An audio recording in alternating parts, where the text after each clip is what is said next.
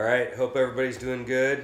We are back with another edition of Casey Music Talk. Today, I have a percussionist here in Kansas City, Adam Watson. How you doing? Hey, bud, how you doing? Pretty good. Thanks for coming, man. Absolutely. Glad to be here. Yeah. I've seen you maybe play like maybe I don't know 10 times or something at jams, and I'm always really impressed, man.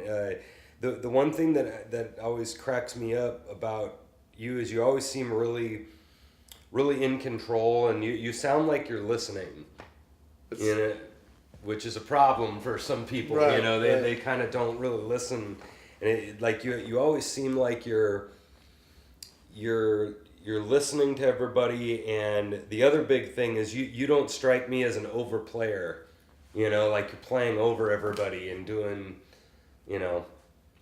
Well, thank you. Yeah, no problem. Yeah, I mean, like is that fair? I mean, is that something you're thinking about a little bit? It is 100% fair. It's something I had to come by very methodically and I was aware that when I was a younger player, played in a classic rock band with my dad in small bars, and forever the bar owners like, tell that drummer to turn down, you know. And finally, I got it through my thick head that maybe I should lighten up a little bit. Maybe dynamics might help the rise and fall of the song, you know. So yeah, thank you. I appreciate that. Yeah, I'm very conscious of doing that most of the time. Now there's times where you can get carried away. The song allows, and maybe it's late in the night, and lubed up a little bit, but it happens. Yeah. But Yeah. I do try to listen to the players that I'm playing with, and play to the song really. If it's a cover or whatever, just the nature of the song in itself. But yeah, I guess feel is my thing. Overplaying, I can be guilty of it.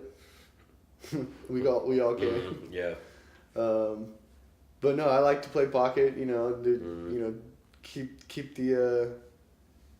Keep the licks and the fills, within the realm of the nature of the song, and playing a lot of blues, and I've done some country in the past couple of years. I'm not doing a bunch of crazy metal licks, So yeah, it is what it is, and it's fun. Yeah, I think that's interesting because like the crowd, especially with drums, the crowd doesn't know it, but the musicians notice it. Right. You know, and we can tell when people are overplaying, or the volume stuff is pretty obvious to hear. You know, if the drummer's just pounding the crap out of it. In tempo. In tempo, yeah, and your pocket seems really solid every time you play. You're not pushing forward and falling. I think like people dragging. Right. Usually is the one. I don't know if that's for you, if you've noticed people dragging more than pushing, but or maybe it's both. It depends on the nature of the song. If they're doing like a waltz or like a old timey type feel where it's supposed to be on the back of the beat, you can I've been guilty of sitting too far where a card player turns around and like, hey, come on, pick it up. All right. Yeah. And then when you're playing like a fast 2-beat, train beat, something that can just run away from you real fast. Right. Especially if other players in the band let you do it. And I've played with guys that just run along right with you and just how fast can we go?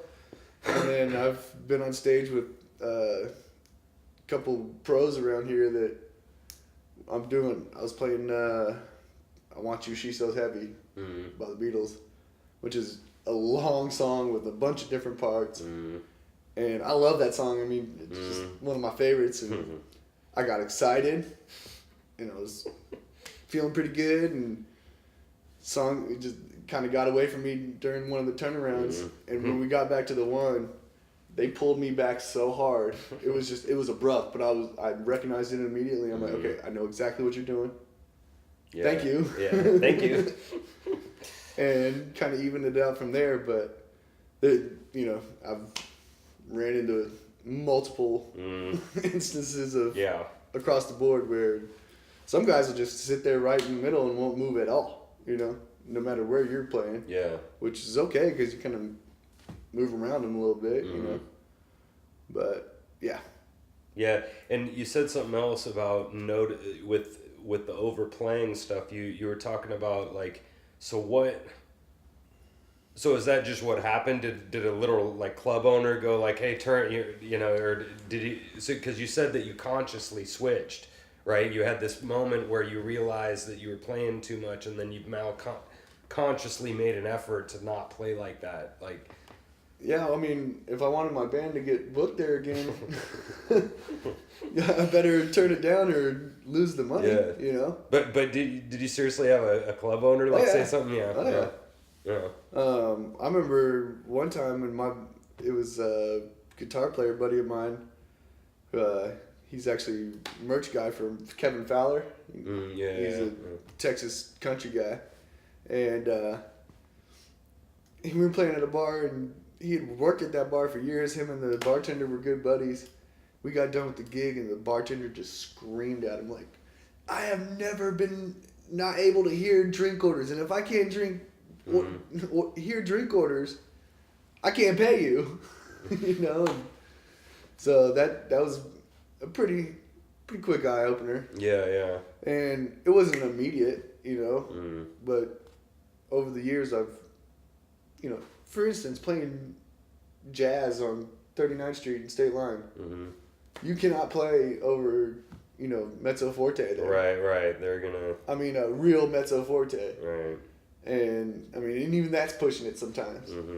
And so, going in there with a 4-piece band that's, you know, electrified, it's really hard to do. You know, so that is an exercise in dynamics for sure, you know. Oh yeah. So playing rooms like that definitely helps temper your velocity that you play with. You know? Yeah.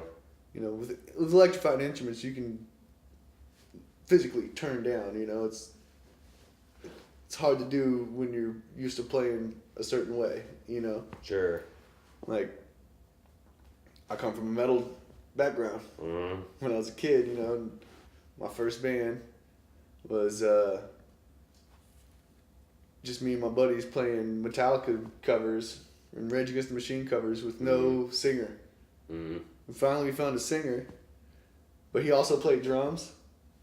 He's like, all right, I'll sing a couple songs, but I also want to play drums on a couple songs. So then I was like, all right, I'll sing a couple songs. You know, and, you know, playing that loud music versus what I play today is, you know, complete opposite sides of the spectrum. You know. So you decided to sing "Killing in the Name," and then you picked. No, I'm just kidding. Yeah, and Bulls on Parade. I just heard "Killing in the Name" again. I hadn't heard it in a while, but I'm like, oh, that riff is like. Yeah. That riff is pretty mean in that song. Oh yeah. Yeah, that whole first Rage album is incredible. Yeah. Revolutionary. Yeah. So you said with the volume stuff, I've been fascinated recently by those. What are the bamboo things called? Oh, the rods? Yeah, the rods. What do you think about those? Do you like playing with those? The sound they create behind the drums, like where I'm sitting, I don't like it. It doesn't feel or sound good to me. But I think it sounds fine out front. The layperson whose ears I'm trying to protect probably won't care that I think that it sounds like crap. Right. So, because the attack is different, right? I mean, like especially on cymbals, I gotta believe. The like, attack, the rebound. And they're much larger than. Right. Yeah. Normal sticks. Yeah. And there's all types of products out there that. Right. I mean, there's brushes with a little stick head sticking out of it. And all kinds of stuff. You know. Oh, you mean like in the middle of the brush? Oh, I don't know if I've seen those. Oh, it's all kinds of stuff. Yeah. Yeah, it's crazy. The market out there for people who buy weird little stuff, or you know, they just need that certain sound. You know. Yeah, because I've seen like kind of the plastic brushes. I've seen like more of the metal style, like the jazz guys would do more of the metal style, I think. But Like, and so that's always cracking me up because the show is kind of about talking to the 20-year-olds of the world. You know, they're just getting into the gigging, or students or whatever, the people that aren't playing at a fairly high level and they want to get there. And and with the volume thing, like country bands, for example, you have a guy he's got one, one volume, and that's what he's got. And so they go here and they hold it, hand them the rods. They're like, okay, well, if you can't come down, then we'll make you come down, and I just think that's silly. Yeah, I've heard of that being the case. Try not to be that guy. It's my recommendation. I say see the writing on the wall before it is, written upon you. Yeah. But and don't be afraid to try new things. Like I've wrapped the tips of my sticks in moleskin to get a dampened sound. Mm-hmm. I worked a couple summers in a small theater in Abilene, Kansas, the Great Plains Theater, and did Guys and Dolls. It was just literally drum set and piano on opposite sides of the stage. And there were some parts that I really had to be, they wanted the drums there, but it had to be so quiet. And so I literally wrapped my wow. Yeah. Because they got to hear those words, right? From whoever's singing or talking or whatever, yeah. And it's it's professional theater, but it's still small town, right. But doing their damnedest to do the thing, and they did it well, And see, drums and piano, that's silly to me. Yeah, it was like add a bass, just it'll be fine. I'm pretty sure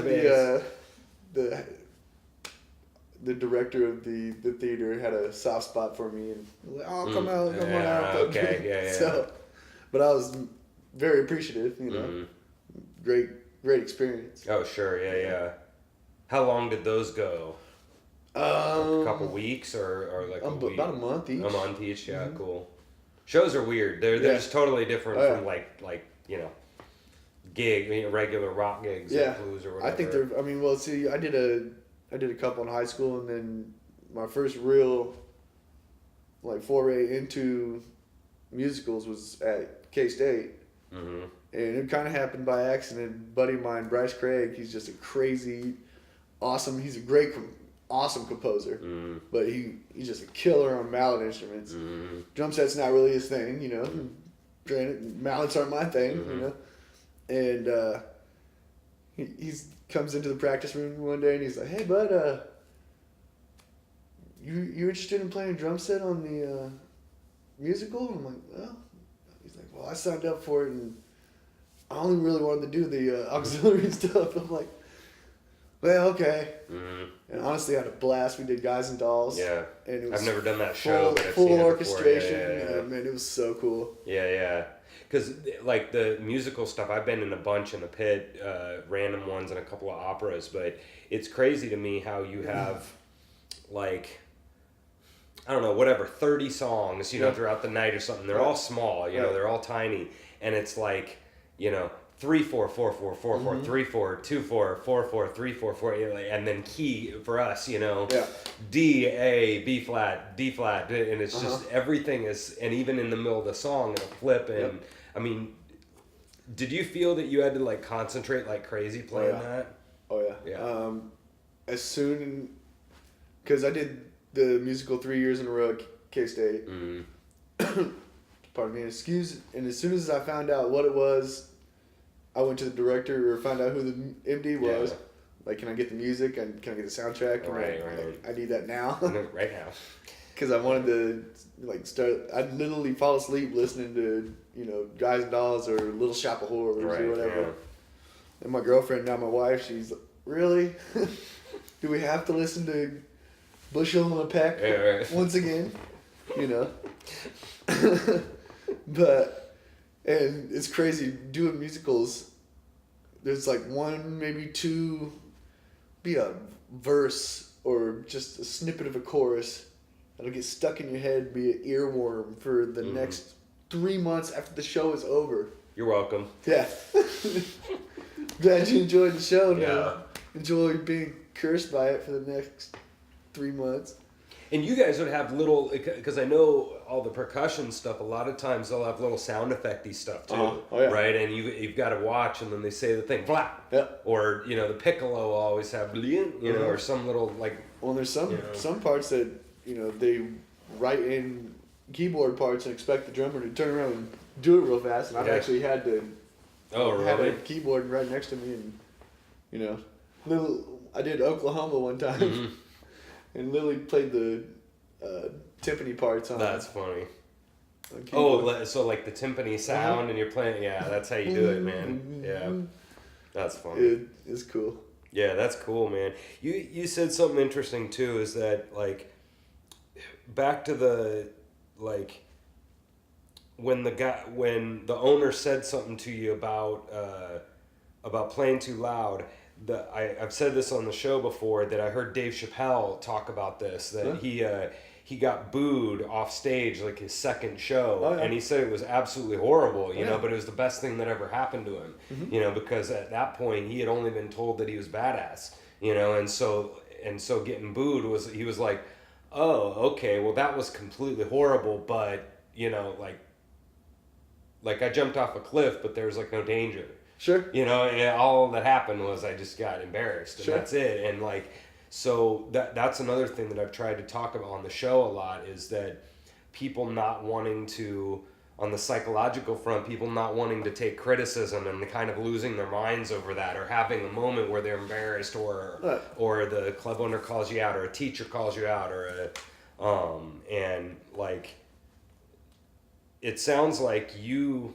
And I deal with this all the time with my students, where you have two students and they got a 3 at contest, both of them, and one guy goes, oh dude, like that's not happening again, you know, and he steps it up and he's like, you know, screw you, Mozart, I'm getting you, and now he goes in and then the other kid, you know, kind of like, oh well, I guess this isn't for me. It makes excuses, and you know, so it sounds like you used yours, you know. Well, I'm guilty of making excuses too, but you know, if you really want to succeed and get better, what's the point of making excuses? Just find you know what you did wrong. Look at the judge's notes or whatever that's given to you, or the criticism that's given to you. Internalize it and figure out a way to use it to make yourself better. You know, whether it be the way you hold the sticks or your instrument, or you know, you need a different embouchure, or you know, whatever, you know, take the criticism, at least try it, you know, and if it doesn't work for you, it doesn't work for you, but at least you tried it. And if it does work, and I mean, maybe not, you don't need to subscribe to it wholeheartedly, but you know, add it into what you've been doing thus far with your, it could be your practice regimen. You know, it could be, you know, honestly, with drums, like a lot of guys, when they first start out, their gear is, you know, lower than, you know, just the level of quality is, you know, it's probably, you start a band when you're like 16, there's probably a drum set that your parents got from Guitar Center or wherever, and it's everything in one box, and it's, you know, just plate cymbals, and I've torn through, you know, cheap Zildjian cymbals like a hot knife through butter when I was 16 through 24, you know, just wasted hundreds of dollars on crappy junk because I didn't know any better, you know, and that kind of thing can like hinder somebody's desire to want to practice or get better, you know. Right. Yeah. So you know, the quality of your instrument can be helpful in that regard, you know. Do you think that can help the like? Because what you're talking about is the motivation, right? I mean, you have this really crappy instrument, and there's obviously you get, you know.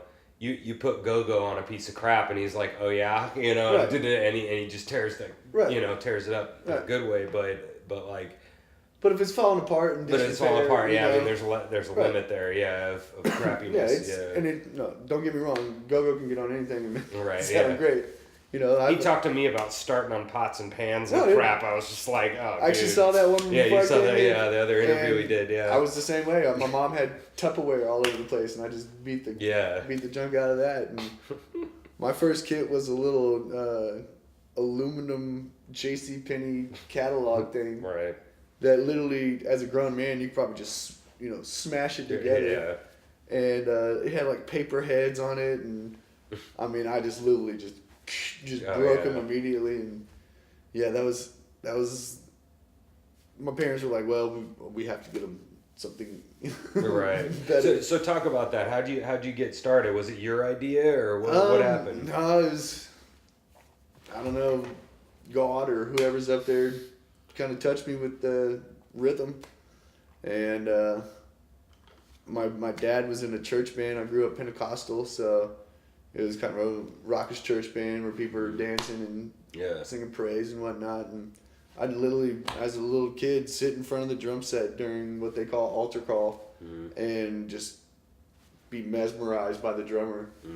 And I just kind of got the bug ever since then. I got my first real drum set, mid-'60s Ludwig that my dad found from a guy in Topeka, and I still have it in my basement now. And that's cool. It's like the drum set I keep set up at home and whatnot. And from there, I joined band in 5th grade. The 5th grade band teacher traveled around to each school. And so he came maybe twice a week, but that getting out of class for that hour and a half to go play drums and make a bunch of noise was awesome.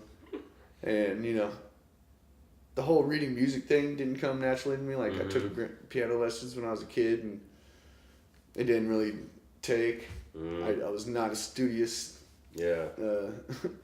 learner as far as the piano went, because it didn't seem cool to me. I just wanted to play drums and be a little jerk. Drums are way cooler than piano.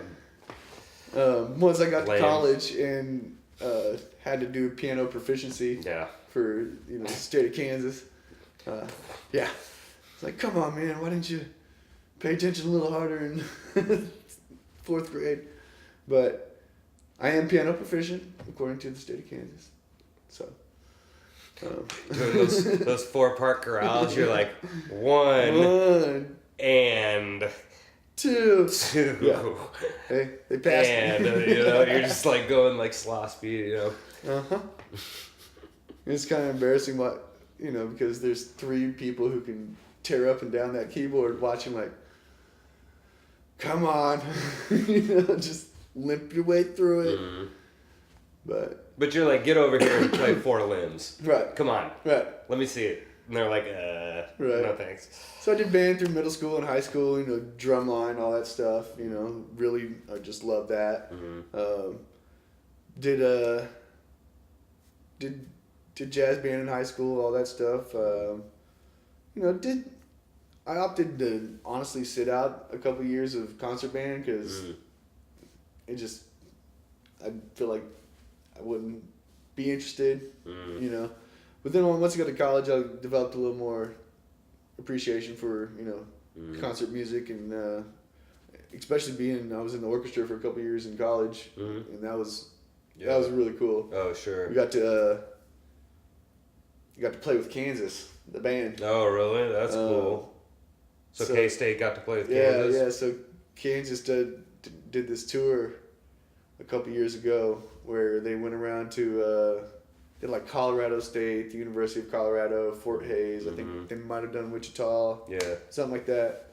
But they go. They didn't. I don't think they did. Well, maybe they might have been after I was. But anyway. Right. Yeah. But yeah, so they have the director of the ensemble rehearse most of the music, and then like a couple days before the director for Kansas comes in and rehearses the orchestra, and then you have one rehearsal with the band the afternoon of the show, and Phil Ehart comes back to the percussion section and just starts banging around our stuff. I'm like, well, can we go bang around on your stuff? He's like, yeah, go ahead. And Oh, that's neat. yeah, I got to go play on his stuff for a little bit. That was fun. But they just put on a hell of a show, you know. So how big was his set? I mean, did he have just a monstrosity of crap, or was it kind of stripped down? No, it was just big, everything. just Stadium Stadium sure. drums. Yeah. That's funny.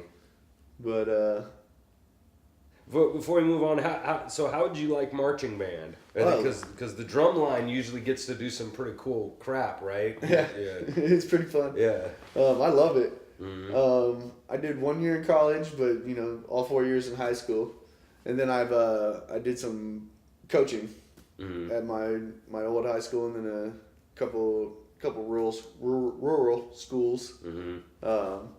But yeah, I love it. I mean, the precision, like the DCI guys, it's just incredible. I mean, and when you're a kid, you know, who's just been playing drums at home by yourself, you know, whatever. You know, kind of developing a sense of community and, you know, camaraderie with other kids who have the, you know, same talent and passion, hopefully, as you do, is a cool thing, you know. Oh, yeah. And especially DCI stuff and stuff you have to audition for, you know, it breeds a level of competitiveness and you know, driven talent that is rarely matched, you know. I mean, those DCI guys out there in the 100-degree sun with no shirts on, just zigzagging across the field and doing triples at 220 beats a minute. Yeah, you know, it's crazy. Yeah. So did you feel that, like, because a lot of times I think it's funny, piano players, for example, a lot of them have never really played in a ton of ensembles. Right. So they've all been kind of by themselves forever. Right. And we're really different because unless you do private lessons, you're always with people. Right. You know, an orchestra and band and whatever. And so, like, did you find when you were in kind of that, I don't know what you call it, like advanced situation, you know, with all of these other, you know, other kids around that are kind of caring, you know, I mean, did you feel that there was, because I guess what I'm getting at is the piano people are all internal motivation, you know, they have their teacher, but then that's like it, because they don't have any other peers. But in the orchestra, there's this weird thing that happens, right? I mean, you have your other, you know, 4 or 5 percussionists or something, you know, with you, and you're kind of, it's just inevitable that you're all sizing each other up and crap, you know. I mean, was there a lot of that for you? Did you have a lot of motivation with other people too, or especially when I went to college? And then college, you know, I played with I was in this percussion studio with a lot of kids that were younger than me, and in a lot of ways better than me, because like I was probably 5 years removed from high school. I didn't really do like keyboard instruments as far as marimba, vibraphones, xylophone type of stuff. I did timpani, bass drum, and, you know, snare as far as like concert music went, you know, or ensembles. So I guess, I mean, really it took a minute to kind of decide, hey, you don't need to be better than them. You need to just be a better you. You know, challenge yourself to be better than you were yesterday. I know that sounds cliche. No, but as far as like that type of situation, when, you know, you're the kind of the odd man out, and you're not with the in guys, you know, that you're not coming in the same graduating class as these guys. You know? You don't need to compare yourself to them. You need to buckle down, worry about what you've been assigned to do, make sure your parts are ready to go when you're called on to play them. Right. You know, but that's also a great motivator, is seeing when you get put in those situations, like, okay, he's that good or she's that good. You know, I need to bring my level up to this, and, you know, if maybe you're the guy that's better than everybody, you know, And at that point, you just need to try to bring everybody, right.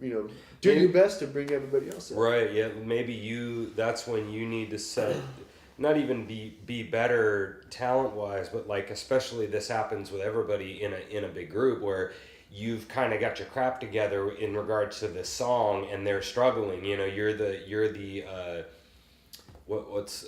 the role model at that point. Right. You're trying to set, like, as a section leader, as the first chair viola or whatever, Right. you're like, I gotta have my crap together, everybody, and set the example. And, Exactly. No. And that's when, like you said too, because college is a whole different deal. Because in high school you got a lot of knuckleheads, but in college, like, pretty much everybody really wants to be there, and everybody did not start like 4 days ago. Everybody's decent, and that's really where I learned to shape up. Like the first couple, I'd say the first 6 weeks of rehearsal, I'd show up like right as rehearsal was starting. And like trying to set my stuff up as he's trying to start rehearsal. Yeah. And I learned really quick. Okay, you need to run from whatever class you're at and get there 5 to 10 minutes early, because sometimes you had to move instruments from other rooms, and that they didn't want to waste time in the rehearsal hour for you to go run to a different room, get an instrument, and bring it back. So that's where I learned to buckle down and take things seriously, and like early, if you're on time, you're late, Right. So with that, kind of switching gears here, but that same idea of taking stuff seriously, that's one thing that I've been struggling with recently about getting. It's not about me taking it seriously. I know I take it, just like, for example, being in a band or even just being a musician out here in Kansas City. That's, and we don't even need to go into the open jams, but it's like when is the whole idea of how much control do I have over others, basically, is what I've been rolling in my head for 15 years now, is coming to terms with that idea of when there's some people that want to, like myself, I would love to be a full-time musician, and I'm pretty much there. I teach and play, and then that's it. Well, you have some other guys that they're working at a UPS, and they have their other day job, and this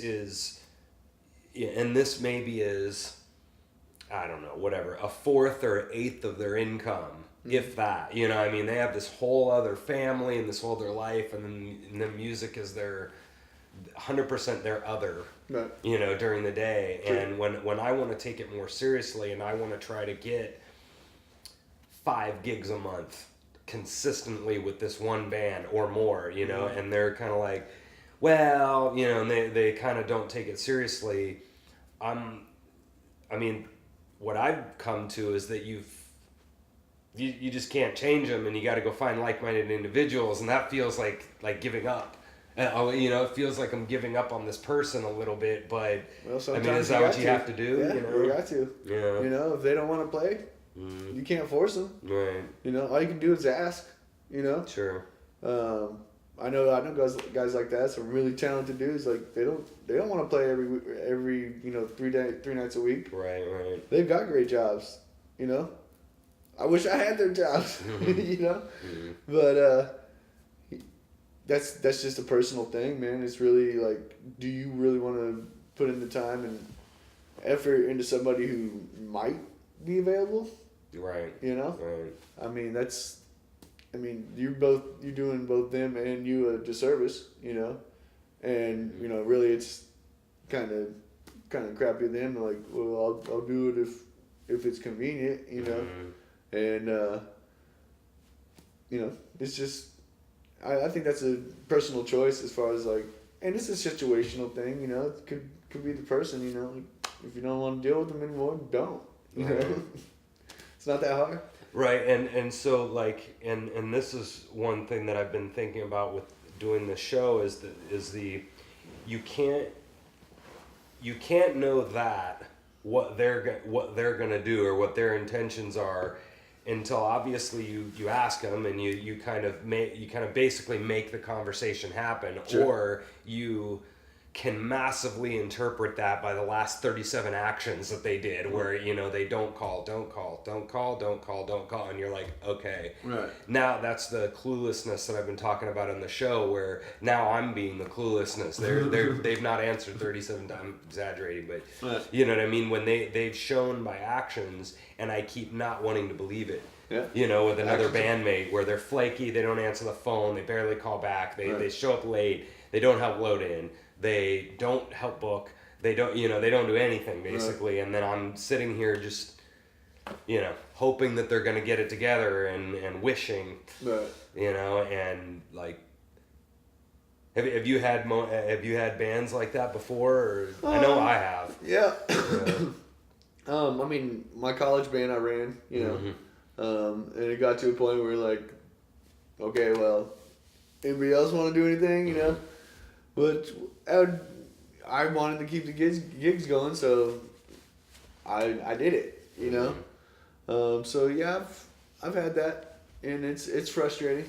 It's very frustrating. It's sometimes it's like being, I mean, especially when you've been together a while, and you know, tempers flare here and there, and you know, things get weird at the last gig, you know. It's, you know, but you need to rehearse for the next one, you know. It's kind of awkward trying to get people together, you know. "Hey, you need to apologize to him," and you know, it's like kind of being mother hen, and it's kind of being in a relationship like with 4 other people sometimes. Yeah. And it's both incredible and incredibly annoying sometimes. Yeah. So I don't know.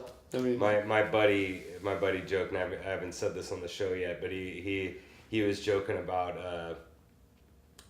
about Helicopter Mom Rob, and I was just like, oh dude, whatever, man, whatever, fuck you, you know, like, and I was joking because like that making those conversations happen, right. you know, and that's kind of what I was talking about, where you have this person that they don't have a plan, right. and I keep wanting to make a plan for all of us, because I'm, you know, generally organized, and that's not a thing musicians typically like to do. It's not in our personality, Joe. Yeah. And so I want to like kind of force a plan to happen or make a plan. Sure. And my other buddy one time was telling me, he's like, Rob, there is no plan. He doesn't have a plan. Stop, like, get that through your thick skull. He doesn't have a plan. Right. And then I'm like, well, what are we supposed to do? He's like, well, I have a plan. Right. I know what I'm gonna do, but he doesn't have one. You need to like accept that, you know, own up that this person, you know, and so like what I've been trying to figure out, especially as a teacher, it's all the same moment of you have a grievance, right? The dude's playing too loud, not answering the phone, whatever the hell it is, you know. Didn't do his work. It didn't do his work, didn't show up prepared, etc. You know, how do you tell him? When do you tell him? Do you need to say something? You know what I mean? Because sometimes stuff's just not even worth saying if it's petty. You know, if you know that it's petty, you know. You said it 10 times already. What's the point of saying it 11? Right. And that's, you know, I taught for a while when I first moved here, and that's something I struggled with. You know, I had 3 or 4 students, and I'd say maybe 1 out of 4 of them really took it seriously. Sure. The other 3, honestly, I felt bad taking their parents' money, and after a while, I stopped. Yeah. You know, I kind of, it was kind of a mutual thing, but I was like, hey, I'm going on the road, and I never heard back from them. Yeah. So. But I'm fascinated by stuff like that because, like I've said this on the show too, is that I think that's the number one reason bands break up is they just have personality conflicts. Well, personality conflicts, a lack of communication. Lack of communication, yeah. Communication is key in any relationship, right? You know? And especially when it's 4 people, you know, it needs to be open, clear, and concise. You know, you need to be here at this time. We need to load in at this time. We need to be ready to play at this time. We get paid this much. You get this much for drinks, food, whatever. You know. That we're having rehearsal at this time. I'll have tacos ready. You know, like just Here, you know, be concise. You know, yeah. If you have food, they'll show up. So that's the key, huh? Yeah, well, that's not the key, but it helps. Just have the beer ready, and then yeah, that's cool, man. I mean, I've just been kind of fascinated by all of that, and I get the impression that, given what I've seen old number fives do, they're not really like that as much. You know, they you guys have gigs. Yeah. You know, you're playing. I mean, I know that. I know Derek really well. I've known him since Wichita for more than 10 years. Sure. I mean, he really loves music. He takes it seriously. He's a good player. Brock obviously like shreds his face off every time. Everybody's faces off when he plays. And that's one thing. I think you're a great fit for them, man. Thank you. Appreciate that. I've been having a lot of fun playing with them these past 6 months or How's so. that going? Yeah. It's going awesome. We're getting tighter and tighter every time we play together. Mm-hmm. You know, we're super excited about like doing some stuff where it'd be my first time being the drummer on the recording. Oh, yeah. Yeah, because all their other stuff was with Aaron. With Aaron, yeah. Who's a great friend of mine. Right. You know, he's a good drummer too. Yeah. Incredible. Brock. I mean, both Brock and Derek are incredibly goal oriented. Yeah. And Bragg. Bragg. But yeah, they're incredibly goal oriented. They got great musical ideas. I think Brock's pretty much got an album ready to go. We just got to track it and put it out there. You know, so we got some stuff coming. It's gonna be a challenge to do because both Brock's got twins and I got twins on the way. So it's gonna be pretty intense here in the next month or so. But we'll figure it out. We'll get a little routine going. You know, like we're gonna rehearse this night. We're gonna track this night. You know, we're gonna get some stuff going. Right. So we're pretty excited about that. We played some cool gigs this summer. We just played a show out in Aspen, Colorado. I've never been out there. It was a harrowing trip from Denver to Aspen if you've never taken it through the Independence Pass. Is it like off the cliff at any time? Yeah. There's parts of the road where there's only room for one vehicle. Right. So everybody's like piled up waiting for this like one big car to come through, and then they like sneak through. It was intense. But yeah, I did some cool touring with. Do you ever know Dusty Rust? Oh sure. Yeah. I got to tour with him up in cool. Washington State and Oregon, Montana, Idaho. And he moved, right? Yeah, he's he moved back up there, man. But cool. he's the real deal, dude. I mean, I'm telling you what, that guy, he can. I think he's a better drummer than me, honestly. Like he didn't tell many people this. I'll rat him out. He played in a junior college big band with Esperanza Spalding. Really? Yeah, she's no joke. Yeah, she's like only played at the White House and won a couple Grammys. So I like her stuff. Yeah, but I didn't even know he plays drums. I've only seen him at his jam he had at Westport. Yeah, he's crazy cool. Playing guitar and singing. I mean, he's transcribed like Buddy Rich solos and everything. Really? So once I found out, I was like, dude, I'll play some drums for you because here's the thing: the first couple gigs, he just turns around. I mean, I tried to learn I had maybe 48 hours notice to play this gig with him. And he sends me a list of songs. Well, there are a couple country songs that I'd played with before, some guys back home. And, his tunes I really didn't have a chance to listen to, But he was able to turn around and go, boom, chicka, boom, chicka, doom, just kind of sing me the groove real quick. Yeah. And I was able to pick it up until I was able to go home and, actually learn the song. And, he literally carried me through the first couple gigs that I played with him, and that's a really cool thing about playing with somebody who's also played drums, and can kind of verbalize. They know what you need. Right. Yeah, and that's another thing that I've noticed here, that the word that and obviously make up this word, but it's a word that I've thought about on the show a lot, is cluelessness. Is the guys that don't think to do that. Right.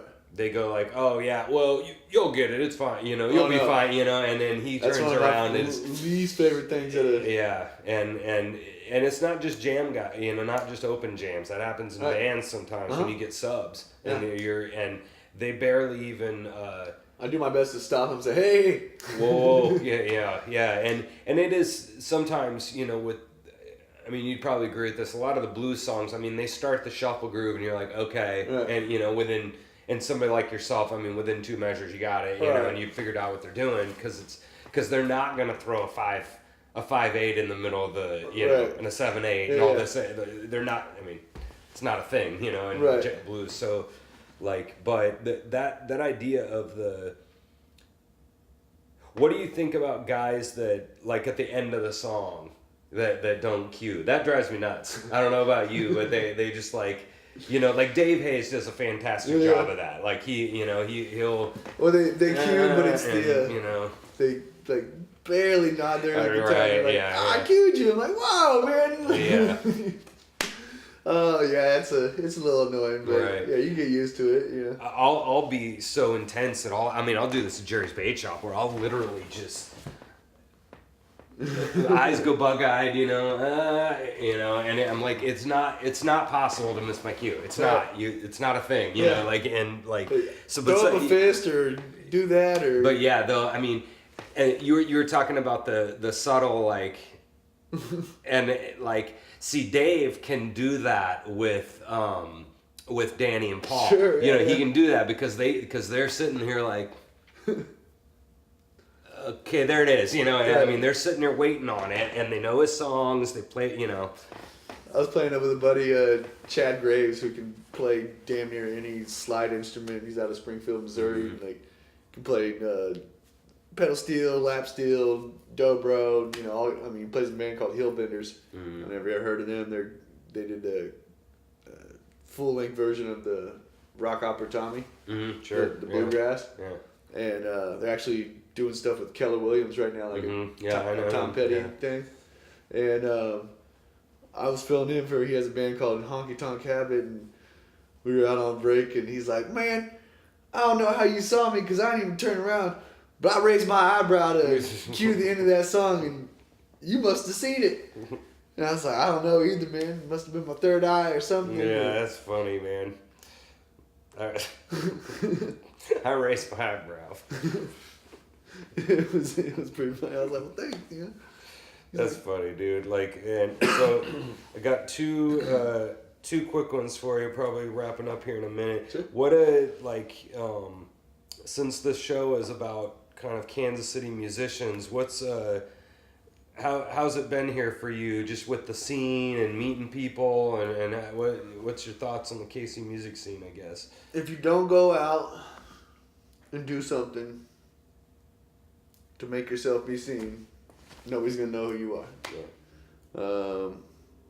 Unless you're just like a brilliant, studio guy who you can send your music out and other people know who you are, but nobody's, if you're doing everything at home, nobody's gonna see your talent, Right. As far as picking up gigs and meeting people, I would have never met the Fives if I didn't go to the Freddie T's jam. Yeah. Yeah. And that was a cool hang for a long time. Mm-hmm. And I met a lot of cool people, Right. A lot of, and just going out there, I've probably took 3-4 different bands out there to test out, Right. It's so I moved here summer of 2012. Mm-hmm. It was probably February of 13 that I worked up the gumption. I was kind of, not terrified, but a little... Just nervous, A little harrowed, a little nervous, Yeah. About, do I got it what it takes, am I... I was definitely terrified to, go to, Green Lady Lounge. Mm-hmm. Yeah. Down a foundation. Or to the foundation. Yeah. I went there one night and a buddy just worked me up one night. He's like, "You're getting up there. I don't care what happens." And I walked in with my stick bag. I was like, "Well, I'm here, And this is a good story. Brad Williams was playing drums. So and I don't remember the piano player, but I didn't talk to Brad. I talked to the piano player. I was like, "Hey man, I'd love to get up and do a song with you. I did some jazz band in college. I can hang. And I was like, can we do Monk's Dream? You know, he's like, oh yeah, man, we can do it. And so all of a sudden he pulls me up and we get to go, and all of a sudden in the middle of the song, Brad comes rumbling at the, like, what the hell are you doing? I was like, I'm sorry, man. He said it was okay. He was like, is he playing the drums? I'm like, no. I apologize. And he's like, all right, man, I'm gonna let you play, but next time you should ask, okay? And I'm like, 100%. And I told him that story a couple of years later, and he just died laughing. Well, you asked piano player, right? Yeah, I mean, but they wasn't playing a piano player drums, and I totally understood where Brad was coming from. Sure. But no, I started going to Quasimodo's jam. Mm-hmm. You know, Dave, I think that's maybe where I met you the first time. Yeah. You know, and then Freddie T's quite a bit. You know, started working my way out to Knuckleheads. You know, and you know, I've I don't know what this really says for myself as far as like longevity, but you know, I've probably been in 5 or 6 bands since I've moved here. You know, some I've been fired from, some they've just kind of disintegrated, some just didn't work out. You know, and that's fine. It happens. You know, and some I was strictly in on an interim basis. You know, and that was made clear from the start. Like, hey, I can do this for this long, you know. Yeah. And you know, whether it's out of necessity for money or you know just I wanted more playing time, you know. Right. You know, honestly, if I'm at home, I'm guilty of this of not practicing enough, you know. So like all of us. Yeah. If I can get a gig, and honestly, if it's to nobody, I'm appreciative of the gig, and I consider it a form of rehearsal, and you know, especially if someone I've never played with before. You know? Yeah, I mean that probably happens a lot with drummers in town. I would imagine is that we just don't get asked to do a whole lot of stuff for violin. You know, you kind of, because we're in a different situation with the subbing kind of deal, because there's just hardly any bands with violins, so you just you know there's basically nobody call. Sure. You know, I mean you better have it, or else you're. Or you're hiring a lead guitar player for the night if they can't do it, you know. But drummers, there's 1,000 of you guys out here, and 200 good ones, you know. I mean, you know, so it's like there's people like yourself to call, and that's really nice, because I bet you're in the situation that you know you've done a little bit of jazzy stuff, you've done some country, you've done some rock, done some blues, so like I bet you there's a lot of maybe well, the best way to be a busy drummer is to at least have a feel and a working knowledge of all of those things, right? You know, because if you get, like, for instance, I got called for a buddy of mine couldn't. He was doing the 9 to 5 musical at the Metro Theater there on the Main Street. And, you know, my band in college had played that song, so I loved that song. We grooved out on it. And, I'd seen the movie back in the day, and literally called me the day before and said, hey, man, I have to do this other gig. You know, I need to keep this other gig because it's a running thing. This is, going to be over in 2 weeks, you know. And I went home, listened to that soundtrack over and over and over. I didn't even bother with the book. Just listening and internalize the grooves, you know. And, well, I think I listened and read through the book a couple times, you know. But I just relied on my ear most of the time and just, like, tried to, get that together as much as possible. But... yeah, that's nerve-wracking, man. Like, trying to... and the only way I was able to do that was because there was some jazz in there was some rock and roll, there was some just really grimy blues, you know. You got to have a working knowledge of all your tempos, you know, and styles. I mean, Tommy Ego has two separate rock or groove pattern poster that Vic Firth puts out that is just invaluable as far as young drummers go. They should learn all those grooves inside and out 100 times over, you know? Yeah. So, like, having a working knowledge of many styles and being able to just jump in. And when you do jump in with vigor and excitement and, you know, be glad that you got the gig, you know? I'm so blessed to have this talent and have had parents and family to support me and encourage me along the way. My dad's a singer guitarist as well, and you know, he's been nothing, and my mom has been nothing but supportive of me pursuing music as a career. You know, I've never not won a Grammy. I've never made $100,000 selling a song. You know, but they love me and support me nonetheless, and they still come to my shows, and you know, so I've been incredibly blessed. Like, that's awesome, man. I have a because I knew Brad from Wichita too. Brad Williams, him and Derek and I knew each other from Wichita, but like we're at the foundation, and this guy, this, you know, tall, you know, preppy looking white guy, you know, goes up and he just sits down at the congas, right, or whatever, the congas.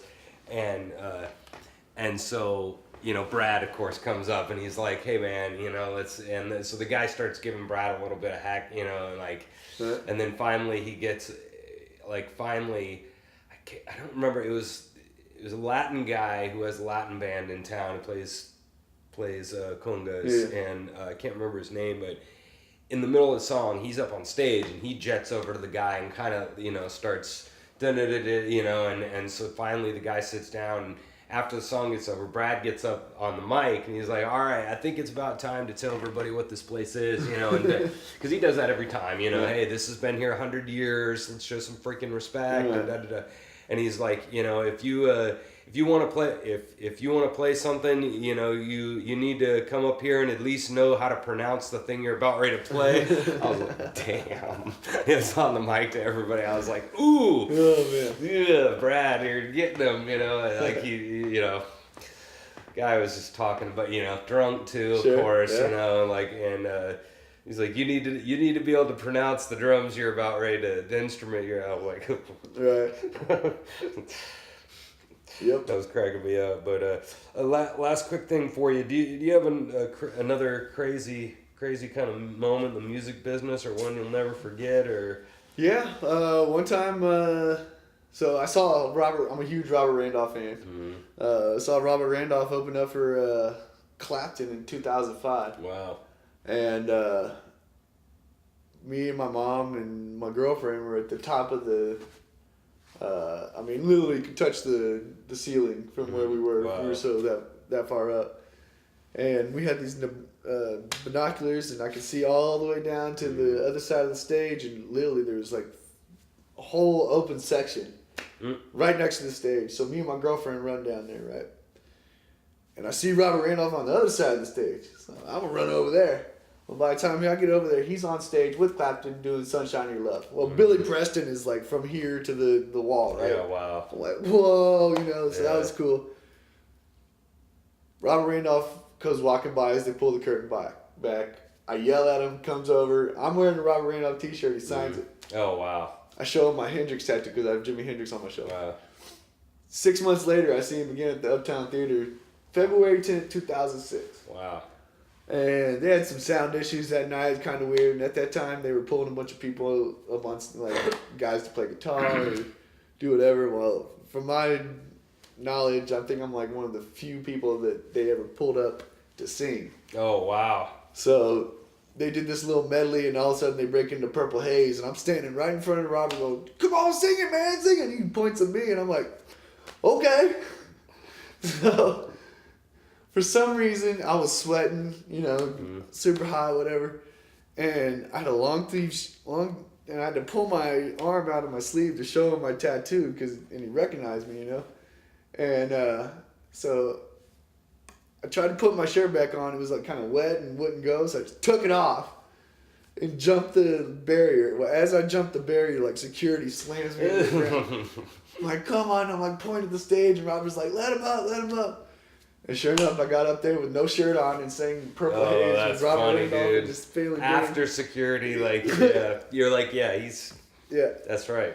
So, but I've become friends with those guys since Oh, that's then. cool, like, man. The bass player and the drummer, they're both really sweet guys. And, Yeah. But no, that was my 6 minutes of fame. That's fun. Yeah, that's but cool, man. I've played a lot of great gigs since then, all over the United States. And I'm extremely grateful to anybody and everybody that's ever gave me the opportunity to do so. I wouldn't be where I am without them. You know, no matter how things may have ended up between us. You know, I don't really hold any ill will towards anybody I've ever played with. You know, and what's the point? You know, that's a good idea. Everybody should, you know, everybody should do that. It's sometimes harder than it sounds. Even if it ends bad, you may have made something beautiful together at some point. You know, and there's no reason to hate each other.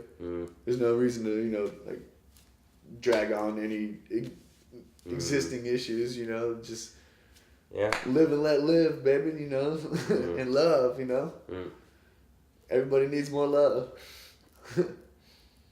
Cool, man. Well, this come check out Old Number Fives. You guys are playing all over the place. Yeah.